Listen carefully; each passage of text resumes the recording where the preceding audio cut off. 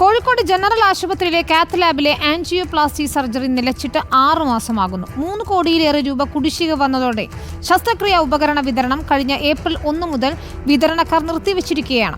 നിർധനരായ 100-ലേറെ പേരാണ് രജിസ്റ്റർ ചെയ്ത ആൻജിയോപ്ലാസ്റ്റിക്കായി കാത്തുനിൽക്കുന്നത്. AK അഭിലാഷ് തയ്യാറാക്കിയ റിപ്പോർട്ടിലേക്ക്. കോഴിക്കോട്ടെ ബീച്ച് ആശുപത്രിയിൽ 2019 കാത്ത് ലാബ് ആരംഭിച്ചത്. അന്നത്തെ സർക്കാർ മുൻകൈയെടുത്തുകൊണ്ട് ഏതാണ്ട് 11 കോടിയിലേറെ രൂപ ചെലവഴിച്ചാണ് ഈ ലാബ് സജ്ജമാക്കിയത്. ഏതാണ്ട് മാസത്തിൽ 30-നും 45-നും ഇടയിൽ ആൻജിയോപ്ലാസ്റ്റിയാണ് ഈ ലാബിൽ നടത്തിയതെന്നാണ് കണക്കുകൾ പറയുന്നത്. പക്ഷേ കഴിഞ്ഞ 6 മാസത്തിലേറെ കാലമായി ഇവിടെ ഒരു സർജറി പോലും നടക്കുന്നില്ല എന്നാണ് നമുക്ക് മനസ്സിലാക്കാൻ കഴിയുന്നത്. അതായത് വിതരണക്കാർ കഴിഞ്ഞ ഏപ്രിൽ 1 മുതൽ ഇവിടേക്കുള്ള സ്റ്റെൻറ്റുകളുടെയും മറ്റ് ഉപകരണങ്ങളുടെയും ഒക്കെ വിതരണം നിർത്തിവെച്ചു. ഏതാണ്ട് 3.5 കോടിയിലേറെ രൂപയുടെ കുടിശ്ശികയാണ് വന്നിരിക്കുന്നതെന്നാണ് അവർ പറയുന്നത്.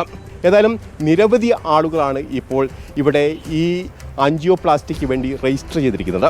അതിലൊരാളാണ് ഗോപാലേട്ടൻ. ചേട്ടാ, എപ്പോഴാണ് ഈ ആൻജിയോഗ്രാം ചികിത്സ നടത്തിയത്? 5 മാസമായി. എങ്ങനെയുണ്ട് ഇപ്പോൾ ആരോഗ്യസ്ഥിതി? ആരോഗ്യസ്ഥിതി വലിയ വെയിറ്റുള്ള പണിക്കൊന്നും പോകാൻ പറ്റില്ല. ചെറിയ ചെറിയ ചില്ലറ പണി ഇങ്ങനെ ഭാര്യയ്ക്ക് ഇങ്ങനെ സഹായിച്ചു കൊടുത്തുകൊണ്ട് ഇങ്ങനെ ഞാൻ നിൽക്കുകയാണ്.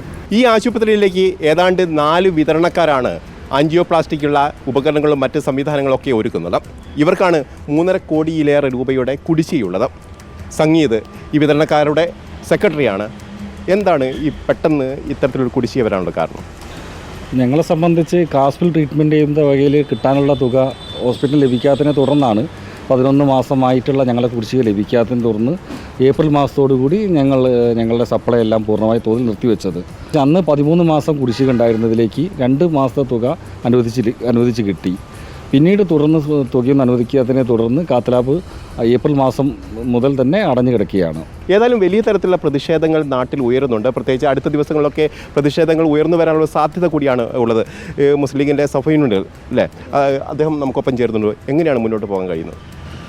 കാത്ത് ലാബ് സത്യത്തിൽ നല്ല അഭിപ്രായം ഉണ്ടായി വന്ന ഒരു സംവിധാനമാണ് കോഴിക്കോട് ബീച്ച് ഹോസ്പിറ്റലിൽ ഉണ്ടായിരുന്നത്. സർക്കാരിൻ്റെ അഡ്മിനിസ്ട്രേഷൻ്റെ പോരായ്മയാണ്. ഇപ്പോൾ 5 മാസമായിട്ട് ഇത് മുടങ്ങി കിടക്കുകയാണ്. നിങ്ങൾ ഈ അഡ്മിനിസ്ട്രേഷൻ്റെ ഭാഗമായി നിന്ന ആൾ കൂടിയാണ്. ഞാൻ HDS മെമ്പറാണ്. പല തവണ മീറ്റിങ്ങുകളിൽ കളക്ടർ ശ്രദ്ധയിലും മറ്റും ഇതൊക്കെ പെടുത്തിയിട്ടുണ്ട്. നമ്മുടെ കോഴിക്കോടിൻ്റെ മന്ത്രി മുഹമ്മദ് റിയാസിൻ്റെ ശ്രദ്ധയിൽപ്പെടുത്തിയിട്ടുണ്ട്. പ്രതിഷേധങ്ങളടക്കം സമരപരിപാടികളടക്കം ആസൂത്രണം ചെയ്യുന്നു എന്നറിയാൻ കഴിയുന്നു. ഞങ്ങളിതുവരെ സമാധാനപരമായ സമരങ്ങളിൽ മാത്രമാണ് ശ്രദ്ധ കേന്ദ്രീകരിച്ചത്. ധർണകൾ, അനവധി സമരങ്ങൾ ജില്ലാ കമ്മിറ്റിയും മണ്ഡലം കമ്മിറ്റിയൊക്കെ നടത്തി. പക്ഷേ റെസ്പോൺസ് പോസിറ്റീവായിട്ട് കിട്ടുന്നില്ല സർക്കാർ അഡ്മിനിസ്ട്രേഷൻ്റെ ഭാഗത്തുനിന്ന്. ഏതായാലും ഇത്തരത്തിൽ നിരവധി ആളുകൾ, അതായത് 100-ലേറെ ആളുകൾ ഇപ്പോഴും ഈ ആശുപത്രിയെ ആശ്രയിച്ച് എന്ന് ഡേറ്റ് കിട്ടുമെന്നുള്ള പ്രതീക്ഷയോടെ കാത്തിരിക്കുന്നു എന്നുള്ളതാണ് ഏറ്റവും പ്രധാനപ്പെട്ട കാര്യം. കോഴിക്കോട് നിന്നും മഹേഷ് ബാലിശ്ശേരിക്കൊപ്പം reporter AK Abhilash, in reporter.